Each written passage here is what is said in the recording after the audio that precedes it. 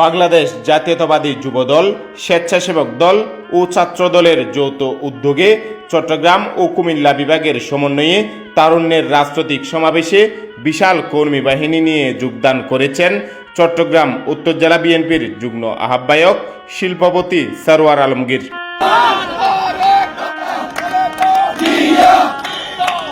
যুবদল, স্বেচ্ছাসেবক দল ও ছাত্রদলের ফটিকছড়ির অসংখ্য নেতৃবৃন্দ সরওয়ার আলমগীরের নেতৃত্বে তারুণ্যের সমাবেশে যোগ দেন। এই সময় বিএনপির প্রতিষ্ঠাতা শহীদ রাষ্ট্রপতি জিয়াউর রহমান বীরুত্তম, সাবেক প্রধানমন্ত্রী বেগম খালেদা জিয়া, বিএনপির ভারপ্রাপ্ত চেয়ারম্যান তারেক রহমানের নামে স্লোগানে মুখরিত হয় মিছিলটি।